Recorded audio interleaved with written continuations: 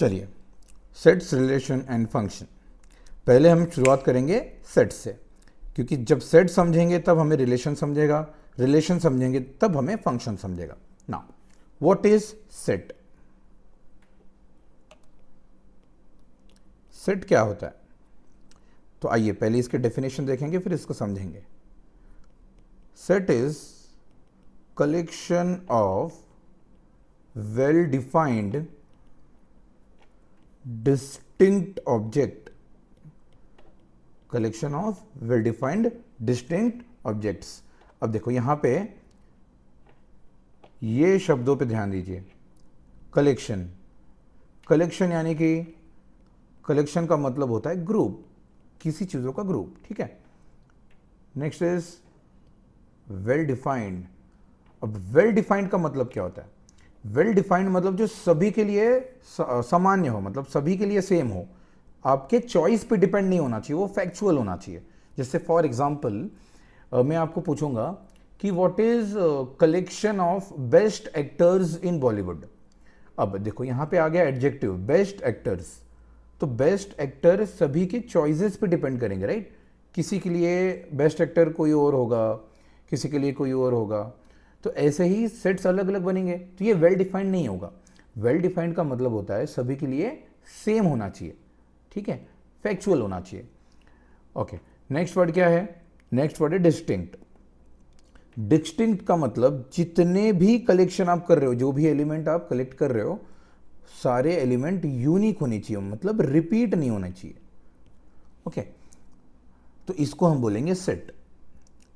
पहला शब्द क्या है अपना? कलेक्शन। कलेक्शन यानी कि ऑब्जेक्ट्स का ग्रुप। दूसरा शब्द है कि ऑब्जेक्ट वेल डिफाइंड होना चाहिए, मतलब चॉइस पे डिपेंड नहीं होना चाहिए, फैक्चुअल होना चाहिए। एंड तीसरा शब्द क्या है अपना? डिस्टिंक्ट, मतलब जितने भी एलिमेंट है आपके सेट में वो क्या होना चाहिए? यूनिक होना चाहिए, एलिमेंट रिपीट नहीं होगा। Is that clear? आइए इसका एग्जाम्पल देखें, इसको अच्छे से समझने की कोशिश करिएगा। Example, collection of vowels in English alphabet. तो कलेक्शन ऑफ वॉवल क्या होगा, कैसे लिखोगे? तो कलेक्शन ऑफ वॉवल क्या होगा? AEIOU। इसको हम लोग कॉमा से सेपरेट करेंगे और करली ब्रैकेट के अंदर क्लोज कर देंगे। अब देखो ये बन गया सेट। ये सेट क्यों है? आपने पहले ग्रुप बनाया, ग्रुप बनाने के बाद जो भी आप लिख रहे हो सारे के सारे एलिमेंट वेल डिफाइंड है, राइट। ये किसी के चॉइस पे डिपेंड नहीं करेगा ना। कोई स्टूडेंट ये थोड़ी ना बोलेगा कि BC ये वॉवल होगा, है XYZ वॉवल होगा, नहीं, राइट। ये ऑलरेडी वेल डिफाइंड है, सभी के लिए सेम है, इसके लिए ये बन गया आपका सेट। आइए दूसरा एग्जांपल देखेंगे।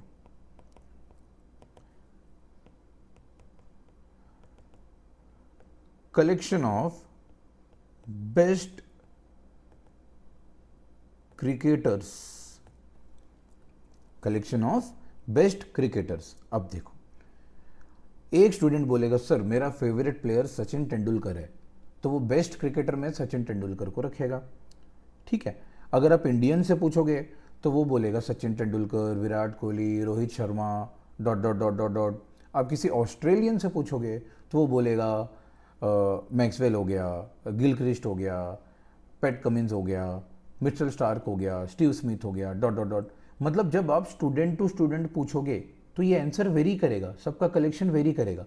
अब कलेक्शन वेरी कर रहा है मतलब ये चॉइस पे डिपेंड कर रहा है, चॉइस पे डिपेंड कर रहा है मतलब ये वेल डिफाइंड नहीं है। तो देखो ये वेल डिफाइंड नहीं है, ठीक है। तो जो भी कलेक्शन, जो भी एलिमेंट वेल डिफाइंड नहीं होगा वो सेट नहीं होगा।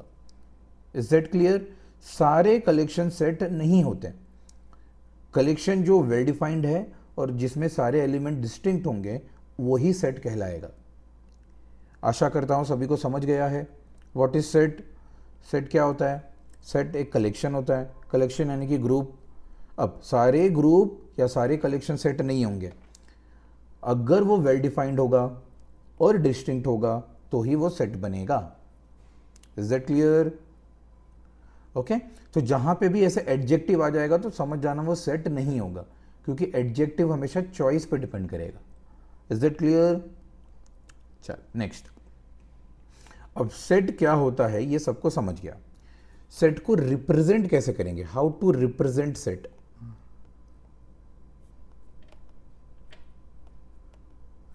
सो रिप्रेजेंटेशन, सेट को रिप्रेजेंट कैसे करोगे? अब सेट को रिप्रेजेंट करने के कई तरीके हैं, बट इसके जो दो मेन तरीके हैं इसको समझिए। एक होता है roster form,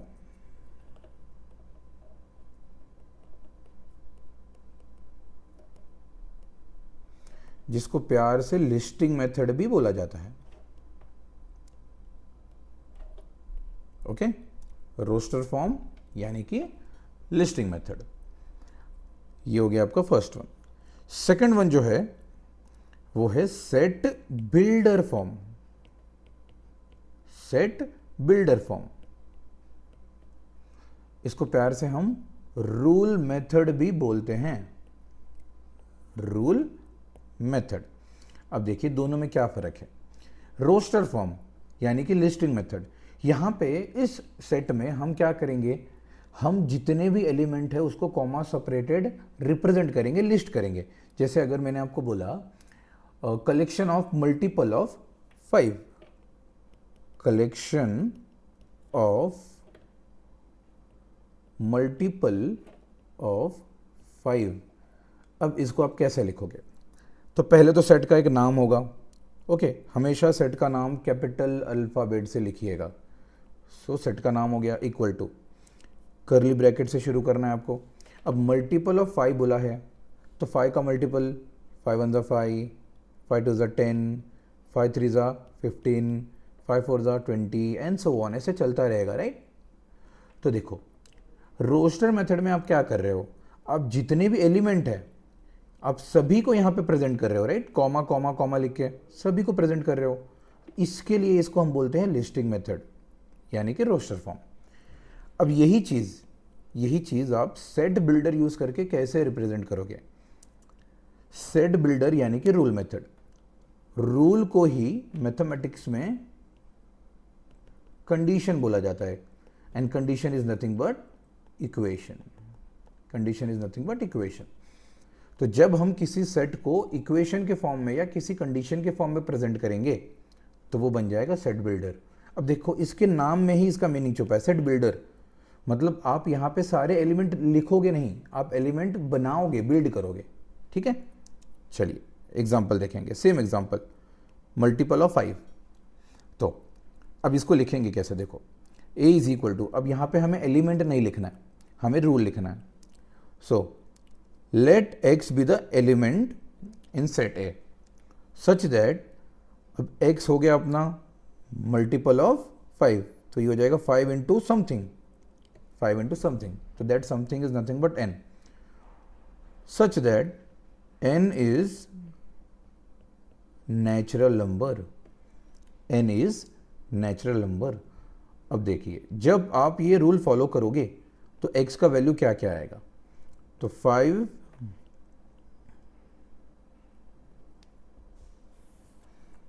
5 into natural number, N का वैल्यू क्या है, नेचुरल नंबर है, राइट। तो 5 इंटू 1 5 हो जाएगा। फिर नेचुरल नंबर 2 भी होता है, 5 इंटू 2 10 हो जाएगा। नेचुरल नंबर 3 भी होता है, तो 5 इंटू 3 15 हो जाएगा। तो नेचुरल नंबर ऐसे 4 5 6 बढ़ते रहेगा, तो ये आपका टेबल भी बढ़ते रहेगा, समझे। तो ये सारे वैल्यूज़ कहाँ पे स्टोर होंगे, ये स्टोर होंगे एक्स में, राइट, ठीक है। सो एक्स क्या रिप्रेजेंट कर रहा है, एक्स रिप्रेजेंट कर रहा है एलिमेंट इन सेट ए। तो यूजिंग सेट बिल्डर फॉर्म को यूज करके आप क्या कर रहे हो, यहां पे सेट क्रिएट कर रहे हो, okay, by the condition, by the rule. Is that clear? अब देखो ये सेट और ये सेट दोनों सेम है, बट फर्क है खाली रिप्रेजेंटेशन का। इसे हम कहेंगे रोस्टर फॉर्म यानी कि लिस्टिंग मेथड, इसे हम कहेंगे सेट बिल्डर फॉर्म यानी कि rule method. Is that clear? Okay.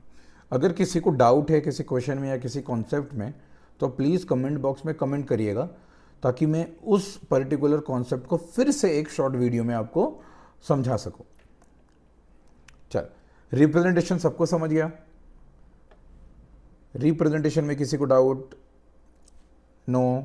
Okay, चलो अब मैं कुछ एग्जांपल दूंगा रोस्टर के, आपको उसको सेट बिल्डर में लिखना सीखना होगा, क्योंकि मैक्सिमम क्वेश्चन जब आएंगे आपके एग्जाम में जेडबल मेंस एडवांस में, तो वहाँ पे लिस्टिंग या रोस्टर फॉर्म में नहीं आएंगे, सेट बिल्डर के फॉर्म में आएंगे। ठीक है, तो आपको ये बनाना आना चाहिए। चलो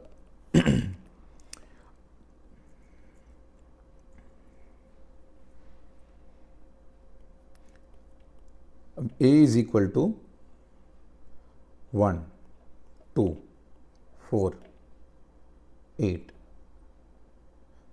16 32 डॉट डॉट डॉट 1024, ये हो गया आपका रोस्टर फॉर्म।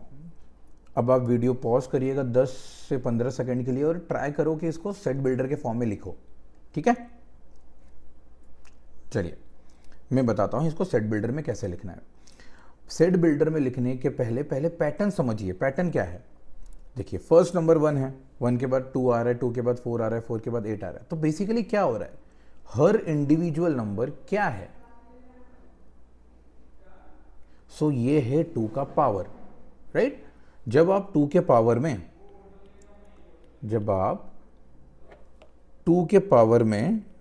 0 लोगे तो आपको 1 मिलेगा। जब आप 2 के पावर में 1 लोगे आपको 2 मिलेगा। जब आप 2 के पावर में 2 लोगे आपको 4 मिलेगा। 2 के पावर में 3 लोगे आपको 8 मिलेगा। 2 के पावर में 4 लोगे आपको 16 मिलेगा। 2 के पावर में 5 लोगे आपको 32 मिलेगा, एंड सो ऑन। ऐसे ही 2 के पावर में 10 लोगे तो आपको 1024 मिल जाएगा। तो यहाँ पे क्या चेंज हो रहा है? बेस तो फिक्स है, चेंज हो रहा है आपका पावर, चेंज हो रहा है आपका पावर। अब इसको हम सेट बिल्डर में कैसे लिखेंगे? आइए, तो A is equal to, set builder में याद रखिए एलिमेंट आपको लिखना नहीं है, ठीक है, वेरिएबल यूज करना है। तो let's say it is collection of all the variable x। x represent कर रहा है आपके एलिमेंट को। अब x कैसे बनेगा? तो यहाँ पे जितने भी x है वो बनेंगे 2 के पावर से, राइट? अब 2 का पावर, यहाँ पे पावर वेरिएबल है, तो वेरिएबल के लिए हम यूज़ करेंगे स्मॉल अल्फ़ाबेट। यहाँ पे यूज़ कर लीजिए n। Now what is n? n variable तो है, लेकिन n क्या वैल्यू स्टोर करेगा? देखिए ध्यान से, क्या स्टोर कर रहा है? 0 1 2 3 4, ये 5 हो गया से लेके 10 तक। तो ये क्या है? तो ये है होल नंबर। तो n is nothing but whole number, n belongs to whole number. Whole number के लिए w यूज करना है, ओके? बट यहां पे आपका नंबर एंड हो रहा है, खत्म हो रहा है, राइट? मतलब जब पावर 10 है तो आपका नंबर खत्म हो रहा है, 10 के आगे नंबर जा नहीं रहा है, पावर जा नहीं रहा है। तो यहां पे एक लगा दीजिए condition, n should be less than equal to 10। ठीक है, n की वैल्यू 10 से आगे नहीं लेना है। अगर 10 से आगे लोगे, 11 12 लोगे तो ये आगे चले जाएगा। ठीक है, ये बन गया आपका सेट बिल्डर। होप सो सबको समझ गया है। फिर से देख लीजिए एक बार, क्या करना है आपको? जो भी रोस्टर फॉर्म दिया है उसको पहले पैटर्न में कन्वर्ट करिए कि क्या पैटर्न फॉलो कर रहा है। कोई ना कोई एक फिक्स पैटर्न वो फॉलो करेगा। तो यहाँ पे ये फॉलो कर रहा है 2 का पावर, ओके। अब चेंज क्या हो रहा है? जो फिक्स है उसको फिक्स रखना है। चेंज क्या हो रहा है? पावर चेंज हो रहा है। तो जो चेंज हो रहा है उसको वेरिएबल ले लो, ठीक है। अब वेरिएबल क्या वैल्यू स्टोर कर रहा है? 0 1 2, ये क्या है? ये होल नंबर है। So n belongs to whole number. अब ये कहाँ पे एंड हो रहा है? जब पावर 10 है, तो power should be less than equal to 10। ये बन गया आपका सेट बिल्डर। चलो will do one more question, आइए। Set b is equal to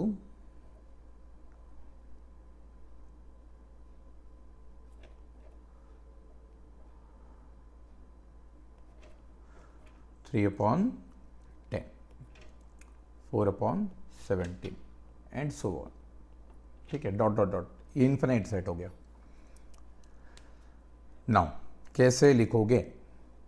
फिर से वीडियो पॉज करिएगा 10 से 20 सेकंड के लिए और ट्राई करो एक बार खुद से। जब तक बेटा खुद से ट्राई नहीं करोगे आपका ब्रेन ट्रेन नहीं होगा। अगर आपको हमेशा ये आदत लगी रहेगी ना कि टीचर आपको सॉल्यूशन बताएगा, तो आप कभी खुद से क्वेश्चन बना ही नहीं पाओगे।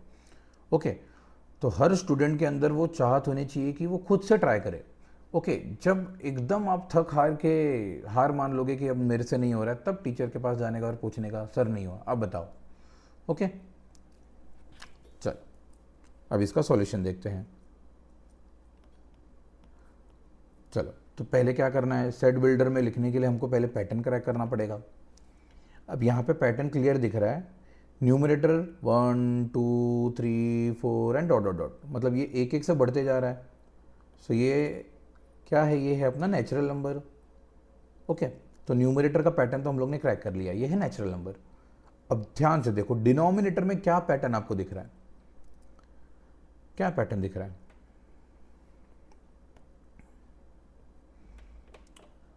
सो इफ यू ऑब्जर्व,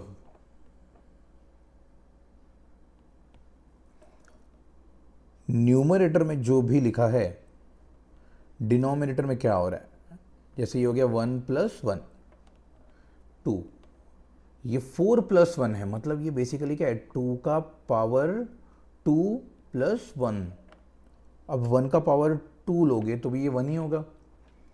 यहाँ पे क्या आ रहा है, सो ये 9 + 1, मतलब ये हो गया 3 का पावर 2, 3 का स्क्वायर + 1।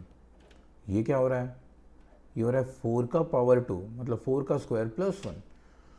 सो ध्यान से अगर आप देखोगे तो जो भी न्यूमरेटर में नंबर है उसका स्क्वायर + 1 डिनोमिनेटर में आ रहा है।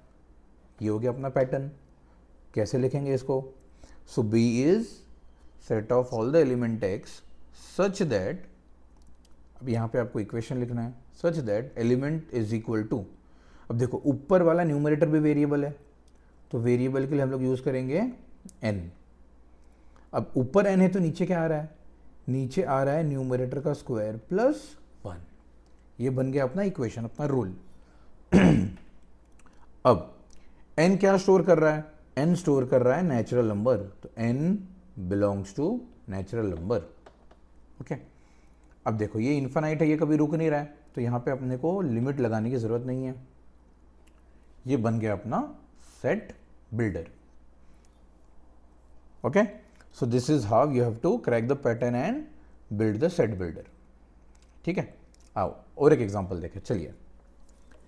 Now c is equal to 0 - 1 2 - 3 4 - 5 6 - 7 8 8 पे एंड हो गया।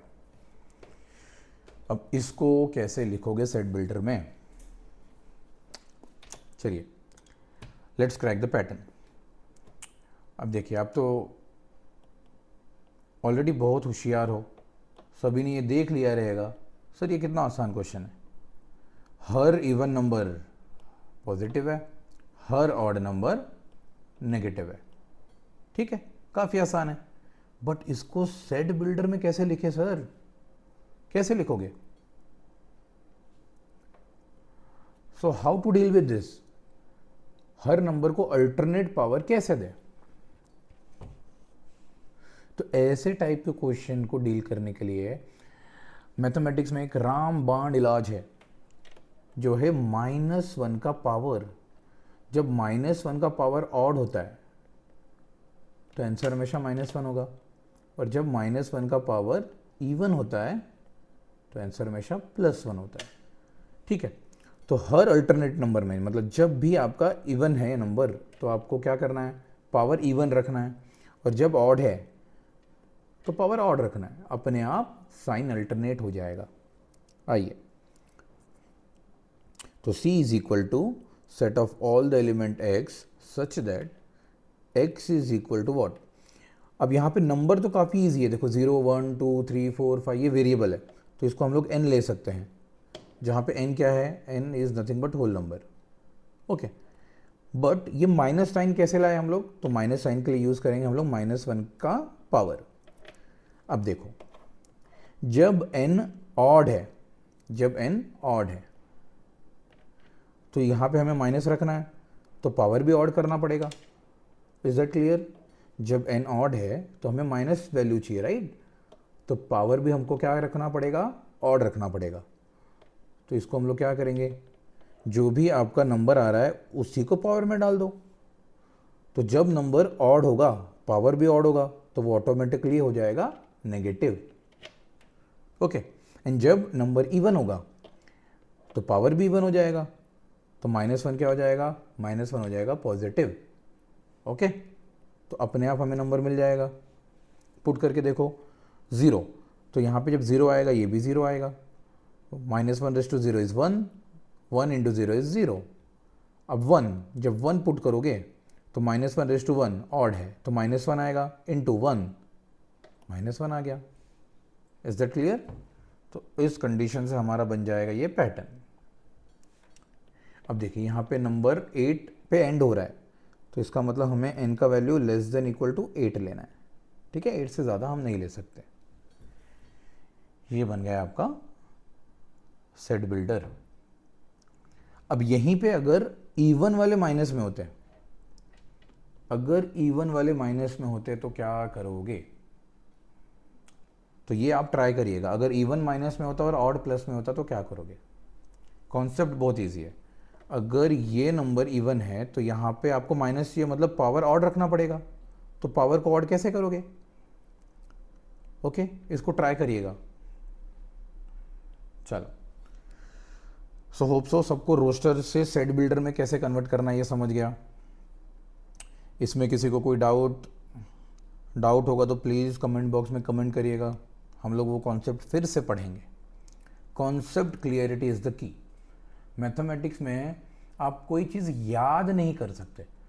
अगर कोई चीज़ आप याद करोगे तो गारंटी आप भूलोगे, लेकिन अगर आप कोई चीज़ समझोगे तो लंबे समय तक वो आपके साथ चलेगा। ठीक है, तो मैथमेटिक्स में कॉन्सेप्ट समझो, कॉन्सेप्ट क्लियर करो, रट्टा मत मारो, लर्न मत करो। ठीक है, चल। सो रिप्रेजेंटेशन ऑफ सेट हो गया। अब सेट को रिप्रेजेंट तो करेंगे, लेकिन जब हमारे पास एक या एक से ज़्यादा सेट होगा उसके बीच में कोई ना कोई ऑपरेशन होगा, right?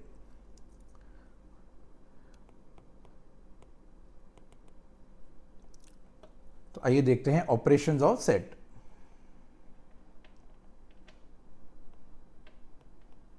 Operations of set. So अपने मैथ्स में ऑपरेशंस मतलब क्या होता है?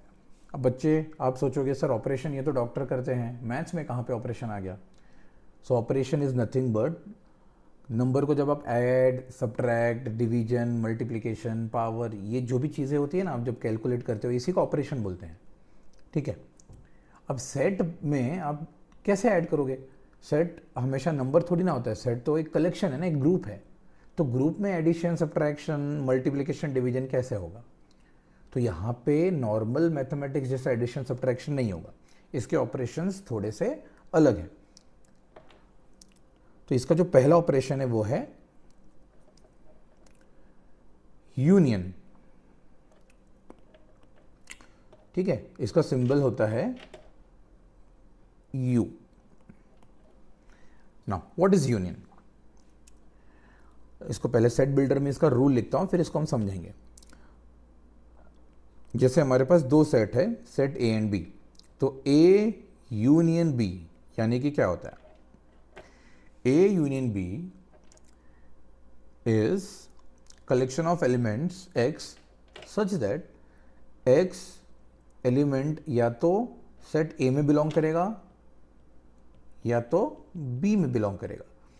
मतलब अगर एलिमेंट A में है तो आप उसको यूनियन में ऐड कर दो, अगर एलिमेंट B में है तो उसको भी आप यूनियन में ऐड कर दो। Is that clear? ये होता है यूनियन। मतलब आपको A के भी एलिमेंट लेने हैं, B के भी एलिमेंट लेने हैं। ठीक है, बट याद रखिएगा यूनियन जब लोगे हो सकता है कि A और B में कुछ एलिमेंट कॉमन हो, बट सेट में हर एलिमेंट डिस्टिंक्ट होना चाहिए। तो जब आप A यूनियन B लिखोगे तो दोनों के जो कॉमन एलिमेंट है उसको दो बार नहीं लिखना है, जो ऑलरेडी आपने लिखा है उसको रिपीट नहीं करना है। Is that clear? ये हो गया आपका A यूनियन B। इसको वेन डायग्राम से समझते हैं। सो लेट्स से ये हो गया आपका यूनिवर्सल सेट। इस यूनिवर्सल में एक हो गया सेट ए, एक हो गया सेट बी।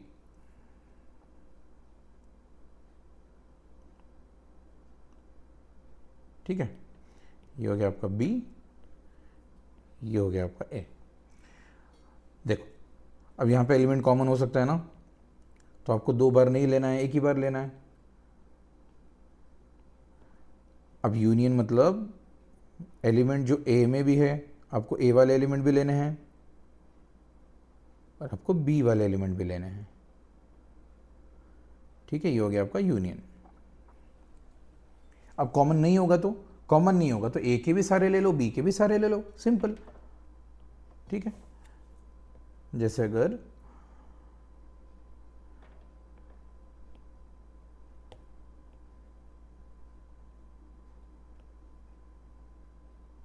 दो डिसजॉइंट सेट दिया है, डिसजॉइंट मतलब कुछ भी कॉमन नहीं होगा उसमें, 2 डिसजॉइंट सेट दिया है। अब इसका यूनियन कैसे होगा? तो इसका यूनियन में आपको ए के भी सारे एलिमेंट लेने हैं, बी के भी सारे एलिमेंट लेने हैं। ये हो गया ए यूनियन बी। ठीक है, दोनों भी ए यूनियन बी का ही वेन डायग्राम है, depending on the type of sets. ये हो गया आपका यूनियन। ठीक है, अब बहुत से बच्चों के मन में सवाल आएगा, सर आपने बोला यूनिवर्सल सेट, ये क्या होता है? Universal set is nothing but उस पर्टिकुलर कंडीशन के लिए, उस पर्टिकुलर सिनेरियो के लिए ऐसा सेट जिसमें सारे एलिमेंट हैं। मतलब ए में भी है, बी में भी, ए और बी के सारे एलिमेंट उसमें है और उसमें एक्स्ट्रा एलिमेंट भी होंगे जो ए और बी में नहीं है। ठीक है, तो यूनिवर्सल सेट मतलब जो सारे एलिमेंट, ओके, सारे एलिमेंट होल्ड करता है। समझ गए? अब यूनिवर्सल को हम लोग रिप्रेजेंट करते हैं यूजिंग कैपिटल एक्स, नहीं तो कैपिटल यू। ठीक है, तो बताइए मुझे,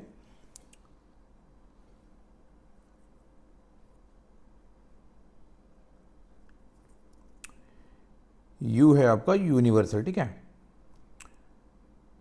यूनियन कोई भी सेट क्या होगा? यूनिवर्सल यूनियन कोई भी सेट क्या होगा? तो इसका आंसर है यूनिवर्सल। क्यों? यूनिवर्सल में ऑलरेडी सारे एलिमेंट हैं, मतलब जो ए में है वो भी यूनिवर्सल में होगा। तो जब आप यूनिवर्सल सेट के सारे एलिमेंट ले लोगे तो ऐसा कोई एलिमेंट बचेगा ही नहीं ना जो यूनिवर्सल में नहीं है। ए के भी सारे एलिमेंट ऑलरेडी यू में है, तो यू के जब सारे एलिमेंट लोगे, अब हम लोग एलिमेंट रिपीट नहीं कर सकते सेट में। ठीक है, तो इसका आंसर हो गया you. Is that clear? Now what is union between universal and null set? null set क्या होता है? ये हम लोग ऑपरेशन के बाद देखेंगे कि टाइप्स ऑफ सेट क्या होगा। ठीक है, नल सेट क्या होता है? नल सेट मतलब जिसमें एक भी एलिमेंट नहीं है, एम्प्टी वॉइड सेट। ओके, कुछ भी नहीं है इसमें। अब इसका यूनियन क्या होगा? अब देखो, यूनिवर्सल में सब कुछ है, यूनियन मतलब क्या होता है? इसके भी एलिमेंट लेने हैं, इसके भी एलिमेंट लेने हैं। तो इसके सारे एलिमेंट जब आप लोगे, इसमें तो कुछ बचा ही नहीं, जब कुछ है ही नहीं इसमें तो आप ले ही नहीं सकते। तो इसका भी आंसर होगा यूनिवर्सल। ठीक है, सो दिस इज अबाउट यूनियन। अब यूनियन के बाद इंटरसेक्शन।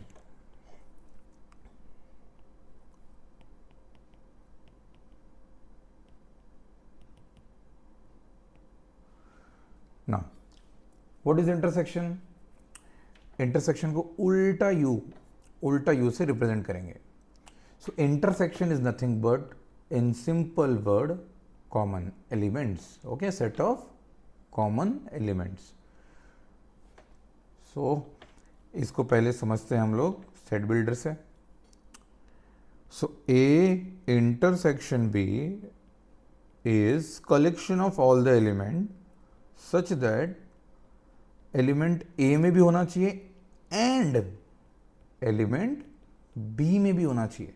अब देखो यहां पे ध्यान से, यहां पे शब्द यूज किया है एंड। यूनियन में क्या यूज किया था हम लोग ने? और मतलब और हमको थोड़ा रिलैक्सेशन देता है। और मतलब क्या बोलेगा, जो इसमें भी होगा तो भी चलेगा या इसमें भी होगा तो भी चलेगा, तो दोनों में से किसी एक सेट में होगा तो आपको उसको यूनियन में लेना है। बट इंटरसेक्शन में ऐसा नहीं है। इंटरसेक्शन में बोला है एंड यानी कि जो ए में भी हो और जो बी में भी हो, मतलब दोनों में होना चाहिए। अब दोनों में होना चाहिए मतलब कॉमन। Is that clear? तो इंटरसेक्शन का मतलब होगा कॉमन। अब इसका वेन डायग्राम कैसे बनेगा देखिए, ये हो गया यूनिवर्सल,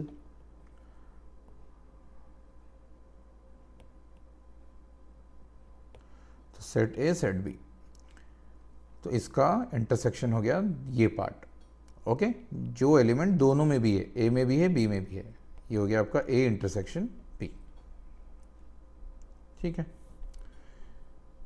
अब इसके कई सारे टाइप के डायग्राम बन सकते हैं depending on type of set.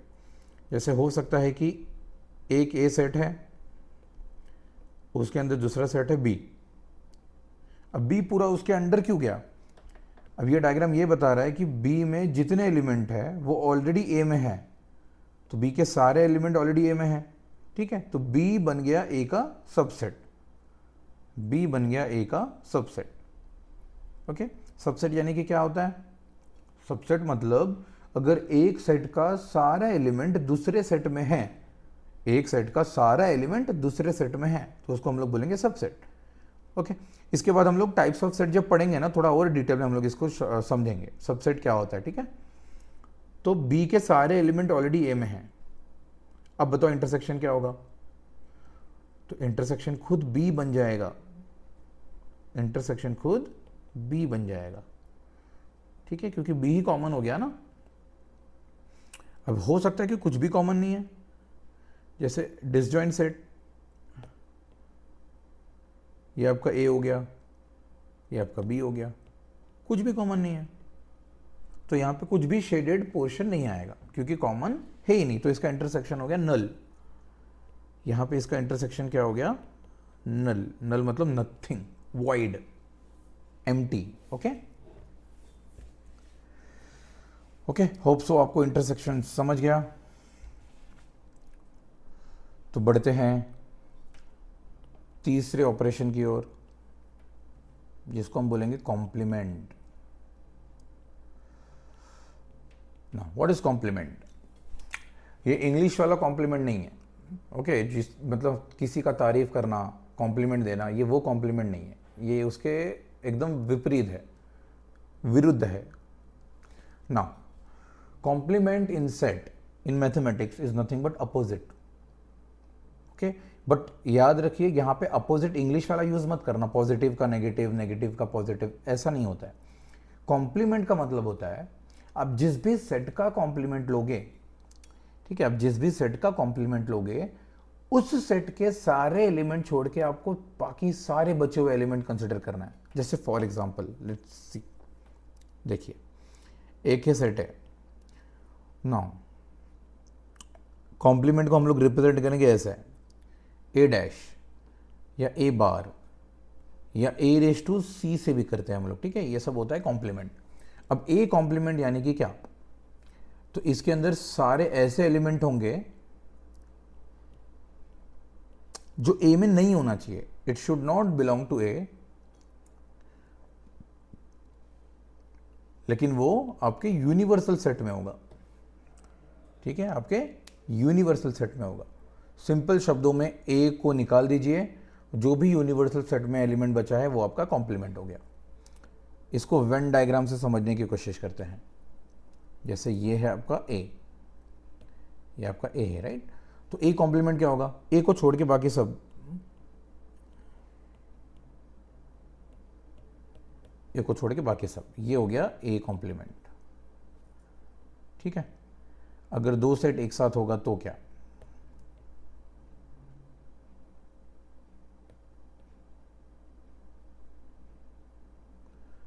ये ए हो गया, ये बी हो गया, तो what is A complement?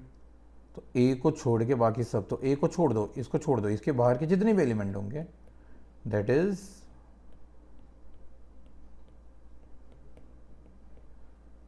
A complement. Is that clear? That is A complement. कहीं अगर वर्ड प्रॉब्लम में नॉट दिखेगा तो समझ जाना वहां पे आपको यूज करना है कॉम्प्लीमेंट. ओके, इंग्लिश में नॉट मतलब मैथ्स का कॉम्प्लीमेंट, इंग्लिश में एंड मतलब मैथ्स का इंटरसेक्शन, इंग्लिश में और मतलब मैथ्स का union. Is that clear? Now let's move on to fourth operation. Okay, before moving to fourth, इसका एक रूल याद रखना जिसको हम लोग डी मॉर्गन्स रूल बोलते हैं. ए यूनियन बी का whole complement, A union B का होल कॉम्प्लीमेंट होता है A complement intersection B complement, and A intersection B का होल कॉम्प्लीमेंट होता है A complement union B complement. Okay, इसको वेरीफाई करने के लिए आप सभी को टास्क है वेन डायग्राम यूज करके इसको वेरीफाई आप कर सकते हो. इसको हम लोग बोलते हैं D Morgan's law, D Morgan's law. Okay, काफ़ी सारे वर्ड प्रॉब्लम या एमसीक्यू सॉल्व करने में ये ट्रिक यूजफुल होता है, तो इसको याद रखिएगा. जब भी ऐसे कॉमन आपको कॉम्प्लीमेंट दिखेगा ना, तो दोनों से कॉम्प्लीमेंट कॉमन लेके आप उसको ऐसे बना सकते हो, इंटरसेक्शन का यूनियन, यूनियन का इंटरसेक्शन. ठीक है, अब इसको इंग्लिश में कैसे रीड करें? इंग्लिश में इसको रीड करते हैं नाइदर ए नॉर बी, मतलब ऐसे एलिमेंट जो ए में भी नहीं है और जो बी में भी नहीं है, तो ये बाहर वाले एलिमेंट होंगे. ठीक है, ये बाहर वाले एलिमेंट होंगे. नाइदर ए नॉर बी, बाहर वाले. अब सेकंड वाला कैसे रीड करोगे? ऐसे एलिमेंट जो ए में नहीं है और बी में नहीं है, ए में नहीं है और बी में नहीं है. तो इसका डायग्राम देखो कैसे बनेगा. तो यहां पे कॉमन छोड़ के बाकी सब आ जाएगा. ओके, ये हो गया आपका ए में नहीं है और बी में नहीं है. ये क्या हो गया? ए में भी नहीं है एंड बी में भी नहीं है. ठीक है, ये हो गया आपका de Morgan's law. Okay, complement का कॉम्प्लीमेंट हमेशा ए होता है. जब आप कॉम्प्लीमेंट को फिर से कॉम्प्लीमेंट करोगे फिर से ए मिल जाएगा. ओके, तो even number of times complement करोगे तो कैंसिल हो जाएगा पूरा कॉम्प्लीमेंट, और odd number of time complement करोगे तो फिर से क्या आएगा? कॉम्प्लीमेंट आएगा. ये रूल याद रखिएगा.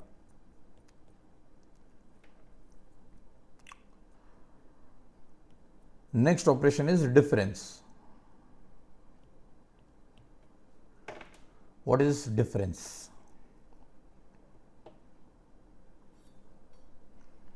तो ये अपनी मैथमेटिक्स नॉर्मल अलजेब्रा वाला डिफरेंस नहीं है. यहां पे डिफरेंस का मतलब क्या होता है देखो, इसको a माइनस बी या a स्लैश बी ऐसे लिख सकते हो आप. Now what is this? So it is set of all the element such that element a में होना चाहिए बट एलिमेंट b में नहीं होना चाहिए. एलिमेंट a में होना चाहिए बट b में नहीं होना चाहिए. तो a माइनस बी मतलब a से b के सारे एलिमेंट निकाल दीजिए. a से b के सारे एलिमेंट निकाल दीजिए. तो क्या बचेगा? ये बचेगा ओनली a, बचेगा only a. Let me explain you using Venn diagram. Let's say this is a, this is b. Now what is a minus b? So a मतलब ये पूरा, राइट, ये पूरा हो गया. Okay, just try to imagine, ये पूरा हो गया. इसमें से मुझे क्या करना है? पूरा b हटाना है. अब पूरा b तो a में है ही नहीं, तो पूरा b क्यों हटाऊं? तो a से वही पार्ट हटाऊंगा जो कॉमन है, जो कॉमन है. तो क्या मिलेगा हमको? हमको मिलेगा ओनली ए वाला पार्ट, ओनली ए. सी, ओनली ए वाला पार्ट मिलेगा. तो ए का आधा चांद मिल गया हमें, ओनली ए वाला पार्ट. ठीक है, ओनली ए। तो ये हो गया आपका a माइनस बी। इसको हम लोग बोलते हैं डिफरेंस।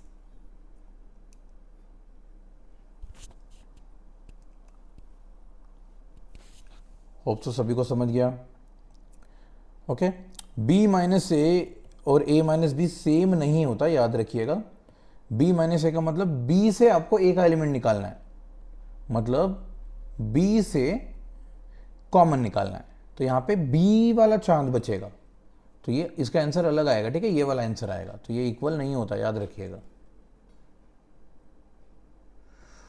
ना। Fifth and last operation of sets, that is symmetric difference.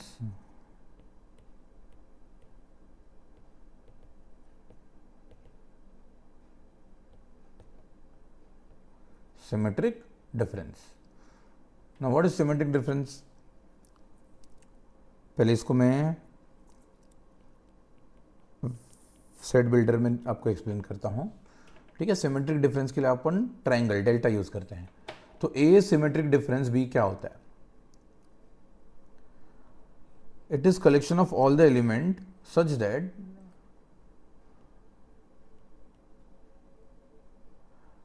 या तो ए में होना चाहिए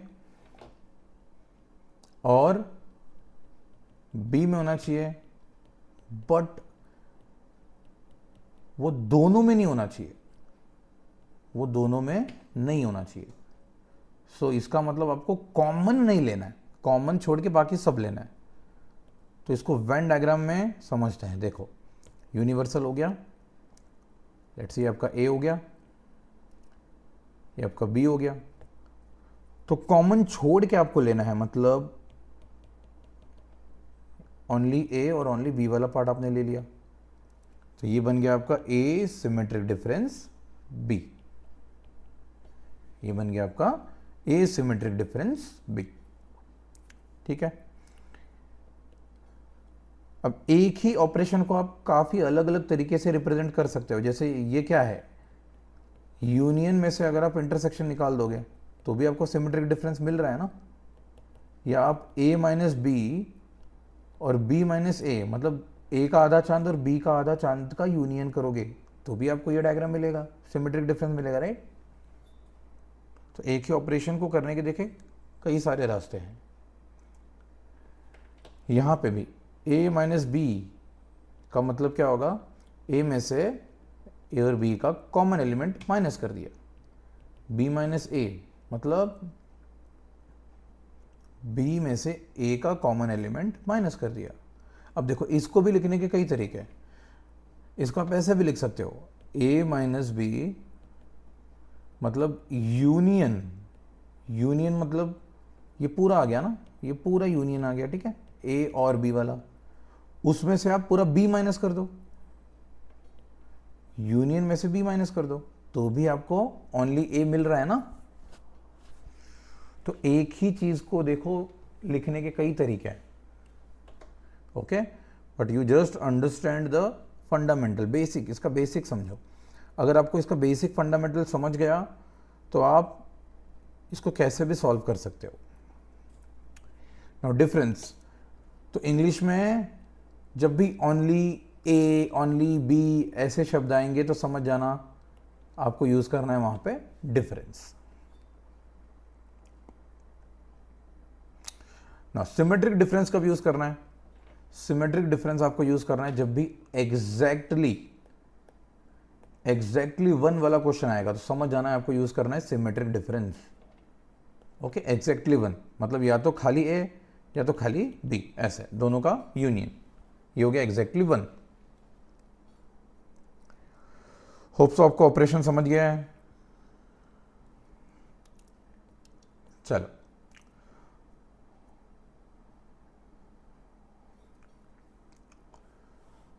इसका एक एग्जांपल ले लेता हूं ताकि थोड़ा बेटर अंडरस्टैंडिंग हो। लेट्स से मेरे पास है यूनिवर्सल सेट 1 2 3 4 19 20। तो यूनिवर्सल सेट में 20 एलिमेंट है, ठीक है, 1 से लेके 20 तक। ए में है 1 3 5 7, बी में है 4 5 6 7 8, सी में है 7 8 9 10। ठीक है, तो ये 4 सेट दिया है आपको, एक हो गया यूनिवर्सल और एक हो गया ए बी सी। तो पहले इसको वेन डायग्राम में रिप्रेजेंट करो, कैसे करोगे?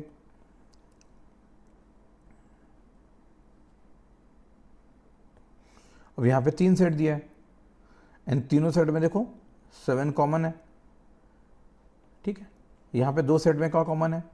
यहाँ पे कॉमन दिख रहा है 5 एंड 7। बी और सी में क्या कॉमन दिख रहा है? 7 एंड 8। और ए और सी में क्या कॉमन दिख रहा है? 7 कॉमन दिख रहा है, राइट? ठीक है, तो इसको वेन डायग्राम में कैसे बनाएं? ये हो गया सेट ए, ये हो गया set B. Perfect square circle नहीं बना है, कोई बात नहीं। ये हो गया सेट सी। चलो तो हमेशा वेन डायग्राम लिखना शुरू करो एकदम अंदर से, कॉमन वाले पॉइंट से। तो अगर ये ए है, ये बी है, ये सी है, अब सभी में कॉमन क्या दिख रहा है? 7 कॉमन दिख रहा है ना, लिख दो यहाँ पे 7। जो नंबर लिख चुके हो उसको फिर से रिपीट नहीं करना, याद रखिएगा। अब ए और बी में कॉमन क्या दिख रहा है? ए और बी में कॉमन दिख रहा है 5 7 5 7। 7 ऑलरेडी लिखा है, यहाँ पे आएगा 5। नाउ बी और सी में क्या कॉमन दिख रहा है? बी और सी में 7 एंड 8 कॉमन दिख रहा है, राइट? 7 ऑलरेडी लिखा है तो यहाँ पे आ जाएगा 8। ए और सी में खाली 7 कॉमन है जो हम लोग ने ऑलरेडी लिखा है, तो यहाँ पे कुछ भी लिखने की ज़रूरत नहीं है। अब ए में क्या बच गया? ए में बच गया 1 3। बी में क्या बच गया? बी में बच गया 4 6। सी में क्या बच गया? सी में बच गया 9 10। ओके, अब ये सभी में क्या बच गया? Let's see. सो 1 हो गया, 3 हो गया, ठीक है, 5 हो गया, 7 हो गया, क्या बच गया? देखो 2 कहीं पे नहीं लिखा है तो 2 आ जाएगा बाहर। 2 कहीं पे नहीं है तो 2 आ जाएगा बाहर। 3 हो गया, 4 हो गया, 5 हो गया, 6 हो गया, 7 हो गया, 8 हो गया, 9 हो गया, 10 हो गया। तो बचा 11 12 13 14 15 16 17 18 19 20, ये सब आ गया बाहर, यानी कि कहीं पे नहीं है। ठीक है, ओके। अब देखो एक बार जब सेट में वेन डायग्राम बना लोगे ना तो आपका क्वेश्चन 90% ईजी हो जाता है। अब कोई भी ऑपरेशन पूछो, कोई भी क्वेश्चन पूछो, आप ऐसे ही बता दोगे। जैसे पूछा है एलिमेंट्स इन ए और बी और सी, ऐसे पूछा है। तो और मतलब होता है यूनियन। तो इसमें क्या क्या एलिमेंट आपको नजर आ रहा है? तो व्हाट इज यूनियन? यूनियन मतलब आपको ए बी सी सभी के एलिमेंट लेने हैं लेकिन रिपीट नहीं करना है। तो यहाँ पे ये सारे एलिमेंट आ जाएंगे, राइट? ये आपका ए बी सी का यूनियन हो गया। तो क्या दिख रहा है यहाँ पे? यहाँ पे दिख रहा है 1 2 तो बाहर है, 3 4 5 6 7 8 9 10। ठीक है, ये हो गया ये A union B union C. English में क्या आएगा? और कभी कभी एटलीस्ट 1 ऐसे भी होता है। जब भी ऐसे क्वेश्चन पूछा ना, एटलीस्ट 1, एटलीस्ट 1, तो समझ जाना वहां पे भी आपको यूनियन ही करना है। एटलीस्ट 1 मतलब तीनों में से किसी ना किसी में है वो, तो किसी ना किसी में है मतलब या तो ए में होगा, या तो बी में होगा, या तो सी में होगा। ठीक है, तो यूनियन का पार्ट बन जाएगा वो। किसी में नहीं है मतलब वो आ जाएगा बाहर। ये हो गया आपका A union B union C. Okay, खाली ए और बी का यूनियन पूछा तो क्या करोगे? वेन डायग्राम देख के आप इजीली आंसर कर सकते हो। ए यूनियन बी, तो यहाँ के सारे एलिमेंट आपको लिखने हैं। ठीक है, 1 3 5 7 4 6 8। ओके, और एक बात याद रखिए, सेट में ऑर्डर मैटर नहीं करता। आप 1 2 3 लिखो या 3,2,1 लिखो, फर्क नहीं पड़ता, ठीक है। सेट्स में ऑर्डर मैटर नहीं करता, सेट्स में ऑर्डर मैटर नहीं करता, याद रखिएगा। ओके, अब डायग्राम को देख के बताइए यहां पे ए कॉम्प्लीमेंट क्या है। अब ए कॉम्प्लीमेंट मतलब ए को छोड़ के बाकी सब, तो इसको छोड़ दो, इसको छोड़ दिया तो क्या आ गया, ये बाहर के ये वाले सारे, ये वाले सारे, ये सारे, राइट। तो ए को छोड़ के बाकी सब, मतलब 1 3 5 7 को छोड़ के बाकी सब, तो 4 6 8 9 10 2 और 11 से लेके सारे 20 तक, ये हो गया A complement. Okay, intersection, A intersection B, यानी कि दोनों का कॉमन, तो दोनों में कॉमन क्या है, 5 और 7। बी इंटरसेक्शन सी क्या होगा, सो बी इंटरसेक्शन सी मतलब बी और सी का कॉमन क्या हो गया, 7 और 8। ए इंटरसेक्शन सी क्या होगा, तो ए इंटरसेक्शन सी क्या है, केवल 7, केवल और केवल 7। और अगर तीनों का इंटरसेक्शन पूछा है, A intersection B intersection C, तो तीनों का कॉमन क्या है, 7, आ जाएगा 7, ठीक है। नाउ अगर आपको पूछा है what is A complement union B complement, A complement union B complement, अब देखिए यहाँ पे जब ए कॉम्प्लीमेंट अलग से निकालोगे, बी कॉम्प्लीमेंट अलग से निकालोगे और फिर यूनियन करोगे, तो ये काफ़ी लॉन्ग कट, काफ़ी दिक्कत वाली बात हो जाएगी।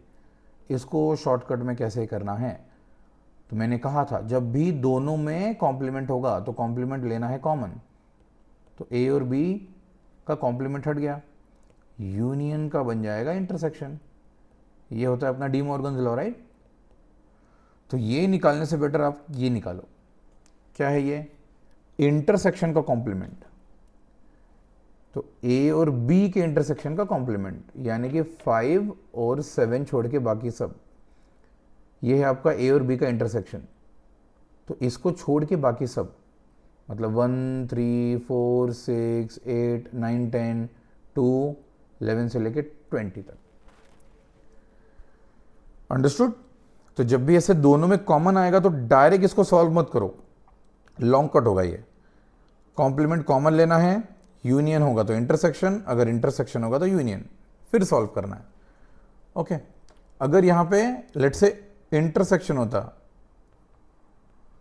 तो क्या करते हैं, फिर से कॉम्प्लीमेंट ले लो कॉमन, इंटरसेक्शन का हो जाएगा यूनियन, अब यूनियन का कॉम्प्लीमेंट लो, अब ए यूनियन बी मतलब ए और बी, तो ए और बी दोनों शेड हो गया, अब इसको छोड़ के बाकी सब, मतलब 9 10 2 11 से लेकर 20 तक। सो एक चीज आपने देखा, जब आप सेट में वेन डायग्राम बना रहे हो तो वेन डायग्राम से क्वेश्चन कितना इजी हो जाता है, कितना इजी। ऐसे ही जब सेट के वर्ड प्रॉब्लम आएंगे तो उसको भी हम लोग यूजिंग वेन डायग्राम ही करेंगे, Venn diagram is very useful. Okay, चलो, सो अपने ऑपरेशंस ऑफ सेट हो गए, सेट्स के ऑपरेशन हो गए। Now let's see types of set, types of set.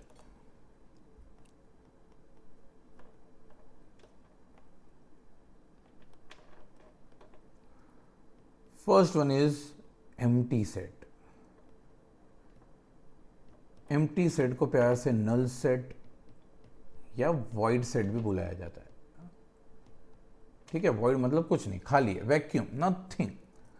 इसको रिप्रेजेंट करते हैं हम लोग या तो खाली करली ब्रैकेट से, इसका मतलब अंदर कुछ नहीं है, खोखला ही है, ठीक है, खाली डब्बा, या तो हम लोग रिप्रेजेंट करेंगे पाई से, ठीक है। दोनों एक ही चीज है, दोनों एक साथ यूज नहीं करना है, ठीक है, दोनों में से कोई एक यूज करना है, ये होता है एम्प्टी सेट।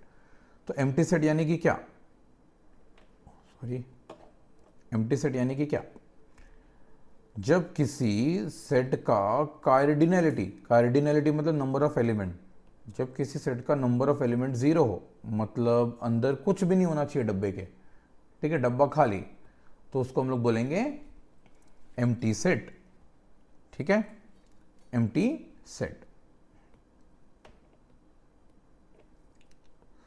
चलो next is singleton. Now what is singleton, ये भले सिंगल टन दिख रहा है बट इसमें टन वाली बात नहीं है, ठीक है, ये अभी भी सिंगल ही है। टन लगाने से ये टन बन जाएगा ज़रूरी नहीं है, ठीक है। तो सिंगल टन क्या होता है?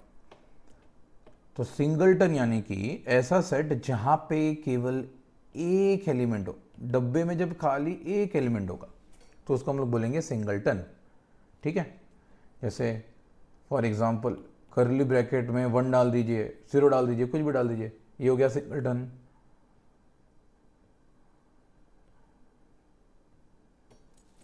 देखो ये भी सिंगल टन होगा, क्यों? ये है आपका आउटर डब्बा। आउटर डब्बे को जब आप ओपन करोगे तो आपको देखो एक डब्बा दिख रहा है ना, ठीक है। तो इसका जो एलिमेंट है ये कितना हो गया? एक हो गया। इसके लिए ये भी सिंगल टन है। अब याद रखो जब आउटर डब्बा आप ओपन करोगे उसके अंदर फिर से एक डब्बा है। अब उस डब्बे के अंदर कितने भी एलिमेंट हो, जैसे 1 2 3 कुछ भी हो, बट जब हम लोग इसको काउंट करेंगे, जब ये बाहर वाले डब्बे को हम ओपन करेंगे तो हमको एक डब्बा दिख रहा है, राइट? तो हम इसको 1 ही काउंट करेंगे, याद रखिएगा। So number of element in this is only 1। तो ये भी सिंगल टन सेट हो गया। Now tell me what about this?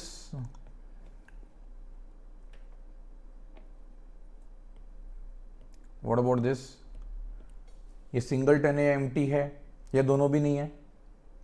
तो answer is it is singleton. Why singleton? Same, जब आप बाहर का डब्बा ओपन करोगे तो आपको एक एलिमेंट दिख रहा है ना, तो इसका कार्डिनलिटी क्या है? 1 है। तो ये बन गया आपका सिंगल टन, ठीक है। Now next is finite and infinite, which is easy, right? Finite set क्या होता है? फाइनाइट सेट मतलब आप उसका नंबर ऑफ एलिमेंट काउंट कर सकते हो, simple, which is countable. And what is infinite? Infinite मतलब आप नंबर ऑफ एलिमेंट काउंट नहीं कर सकते, ठीक है, नंबर ऑफ एलिमेंट काउंट नहीं कर सकते। तो ये काउंटेबल है, ये अनकाउंटेबल है। Is that clear?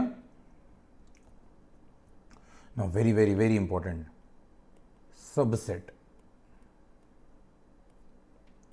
What is subset? तो इसको सरल कॉन्सेप्ट से हम समझने की कोशिश करेंगे, ओके।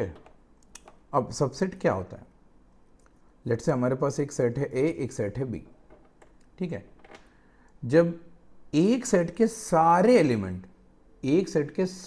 एलिमेंट ऑलरेडी दूसरे सेट में प्रेजेंट है तो सेट ए बन जाएगा सबसेट। सेट ए क्या बन जाएगा? Subset. So if all elements of set A is element of set B, A में जितने भी एलिमेंट है वो सारे अगर B में ऑलरेडी प्रेजेंट है तो A बन जाएगा सबसेट ऑफ B। सबसेट को ऐसे हम लोग रिप्रेजेंट करेंगे, तो A बन जाएगा सबसेट और B बन जाएगा आपका सुपर सेट, ठीक है, B बन जाएगा आपका सुपर सेट। तो A का सारा एलिमेंट B में प्रेजेंट है। अब देखिए यहां पे ये जो लाइन दिख रहा है, इस लाइन का ये मीनिंग होता है कि A का सारा एलिमेंट अगर B में प्रेजेंट है तो ये भी हो सकता है कि A और B इक्वल है, ठीक है।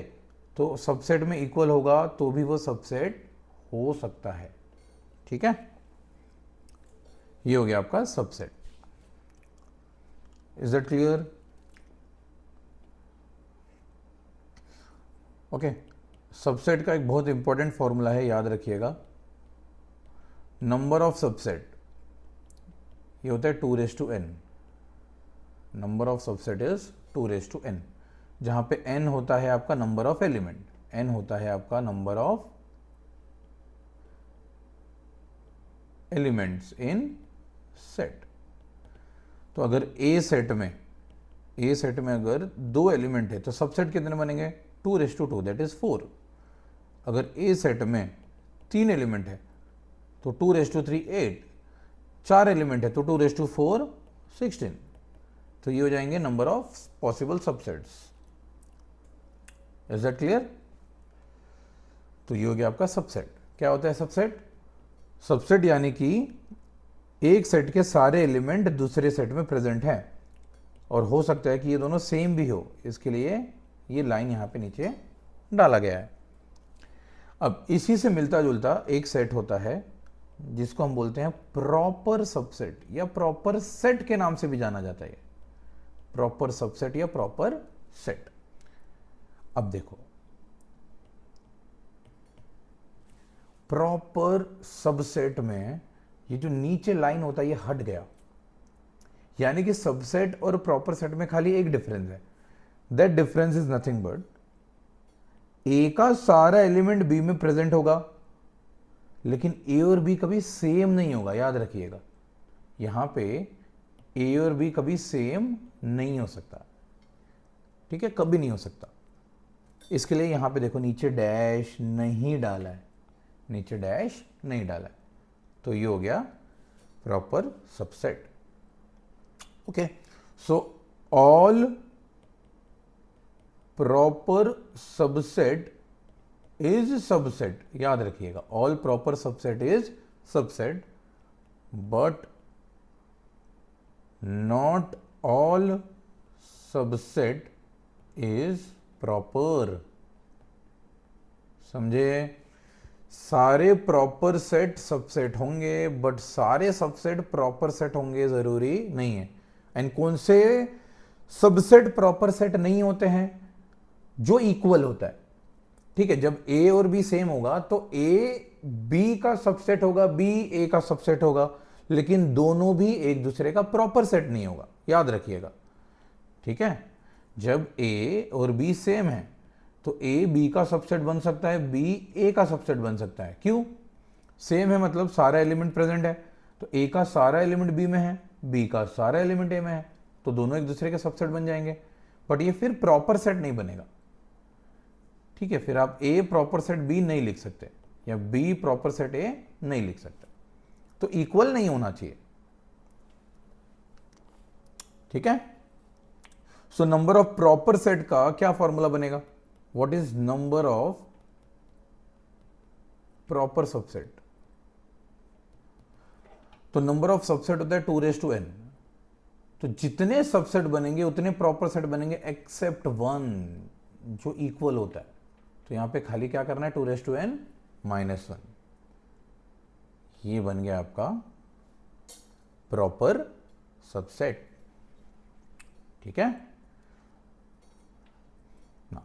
Next is power set. Power set. Now what is power set? So as per the definition, power set is nothing but collection of all subset. Collection of all subset. अब collection यानी कि set हो गया, तो subset का set is your power set. Subset का set is your power set. इसको example से समझते हैं। देखो, लेट्स से A में एलिमेंट है 1 2 3। तो कितने इसके सबसेट बनेंगे बताओ मुझे जरा, कितने सबसेट बनेंगे? अब शुरू करना है 0 से। पहला होगा नल। ओके, तो नल सेट यानी कि इसमें कुछ भी नहीं है। कुछ भी नहीं है मतलब वॉइड। तो एम्प्टी सेट हर एक सेट का सबसेट है। याद रखिए, empty set is empty set is subset of every set. Every set, याद रखो इसको। तो it is subset of every set. तो हर सबसेट जब लिखोगे तो याद रखिए नल से शुरू करना है। अब एक ऐसा सेट जिसमें खाली 1 है, ठीक है, तो ये भी तो इसका सबसेट हुआ। क्यों? इसका सारे एलिमेंट इसमें प्रेजेंट है ना। ठीक है, अब ऐसा भी हो सकता है कि 2 हो, तो देखो 2 इसमें प्रेजेंट है, फिर 3 हो, ये सारे सबसेट बन गए। अब 2 2 वाले, 1 2, तो 1 2 यहाँ पे प्रेजेंट है, मतलब 1 2 सबसेट हो गया। फिर सेट 2 3, 2 3 यहाँ पे प्रेजेंट है, सबसेट हो गया। Set 1 3, and last is 1 2 3। तो इतने सबसेट पॉसिबल है इसके, इतने सबसेट पॉसिबल है। अब इसको काउंट करो, देखो 1 2 3 4 5 6 7 8। सो यहाँ पे 3 एलिमेंट है, 2⁻³ इज 8। ओके, बराबर आ गया फॉर्मूला। ये हो गया सबसेट। तो इतने अलग अलग सबसेट पॉसिबल है। अब इसी सबसेट का फिर से एक सेट बनाओ, फिर से कलेक्शन बनाओ, तो ये बन जाता है पावर सेट ऑफ ए। ये बन जाएगा power set of A. Is that clear? ठीक है, तो क्या होता है पावर सेट? पावर सेट होता है collection of all the subset. किसी सेट के जितने पॉसिबल सबसेट है सबका सेट। अब कोई अगर पूछेगा what is number of element in power set, तो जितने सबसेट पॉसिबल है उतने ही एलिमेंट होंगे, 2⁻n, 2⁻n। इसमें कभी कभी नेस्टेड वाले क्वेश्चन भी आते हैं, याद रखिएगा। जैसे अगर बोला है number of element in A is let's say 3, so what is number of element in power set of power set of power set of A? इसको कैसे सॉल्व करोगे? ये हो गया नेस्टेड पावर सेट, मतलब पावर सेट के अंदर power set. सो इसका एक शॉर्टकट फॉर्मूला है, पहले इसको समझते हैं हम लोग, फिर फॉर्मूला आपको बताता हूं मैं। देखिए, शुरू करो यहां से। अगर ए में 3 एलिमेंट है तो पावर सेट ऑफ ए में कितना होना चाहिए? 2⁻³ दैट इज 8। तो इस पावर सेट में कितना हो गया? 8 एलिमेंट हो गया। कितना हो गया? 8। अब देखिए, इस पावर सेट में कितना एलिमेंट है? 8। तो इस 8 का कितना सबसेट बनेगा? इस 8 का बनेगा 2⁻8, 2⁻8 जो कि होता है 256, 2⁻8। अब देखो ये पूरा कितना हो गया? 256। अब देखो इस पावर सेट के लिए ये इनपुट हो गया, मतलब इतने नंबर ऑफ एलिमेंट है। तो इतने अगर नंबर ऑफ एलिमेंट है तो कितने सबसेट बनेंगे? 2⁻256, 2⁻256। तो ऐसे सॉल्व करना है आपको नेस्टेड पावर सेट वाले क्वेश्चन। ठीक है, अंदर से बाहर आना है आपको, बाहर से अंदर नहीं जाना, अंदर से बाहर। Is that clear? समझ गए?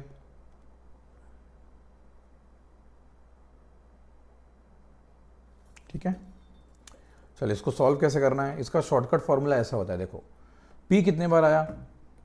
P आया 1 बार, 2 बार, 3 बार। तो जितने बार P आएगा ना उतना 2 का पावर लेते रहना है। जैसे देखो 2 का पावर, 2 का पावर, 2 का पावर, जितने बार P आएगा उतने बार 2 का पावर, 2 का पावर, 2 का पावर, ये ले लिया। अब A में कितने एलिमेंट है? 3 एलिमेंट है, तो यहाँ पे लिख दीजिए 3। ब्रैकेट कहीं पे मत बनाना, ठीक है, ब्रैकेट कहीं पे नहीं बनाना है। तो 2 का पावर, 2 का पावर 3। अब ऊपर से नीचे सॉल्व करो, सॉरी ऊपर से नीचे। 2⁻3 कितना होता है? 8 होता है। अब 2⁻8 कितना होता है? 256 होता है। अब 2⁻256 सॉल्व करना तो नियरली इम्पॉसिबल है, बहुत बड़ा नंबर आएगा। ठीक है, तो ये अपना हो गया फाइनल आंसर। तो जब भी ऐसे नेस्टेड पावर सेट वाले क्वेश्चन दिए होंगे तो आप ये डायरेक्ट शॉर्टकट फॉर्मूला यूज कर सकते हो। ओके, चल, तो सेट्स के सारे बेसिक्स, फंडामेंटल्स हम लोग ने कवर कर लिए लेक्चर में। ओके, उसके रिप्रेजेंटेशन, सेट्स के डेफिनेशन, टाइप्स ऑफ सेट, ये हम लोग ने कवर कर लिया है। ओके, चलो, अब जो भी वीडियो देख रहा है वो मेरे व्हाट्सअप चैनल को भी फॉलो कर लीजिए, क्योंकि मैं व्हाट्सअप चैनल पे वीडियो लिंक और नोट्स या फॉर्मूला या शॉर्टकट्स ऐसे में शेयर करते रहूँगा। ठीक है, या डीपीपी हो गया, आपका असाइनमेंट हो गया, क्वेश्चन हो गए, मैं शेयर करते रहूँगा। तो from there you can access the materials. Is that clear? So please everyone follow the WhatsApp channel. Thank you everyone, आज के लिए इतना ही। फिर कल मिलेंगे हम लोग इसी एनर्जी और इसी कंसिस्टेंसी के साथ। ओके, चलो, बाय एवरीवन, टेक केयर।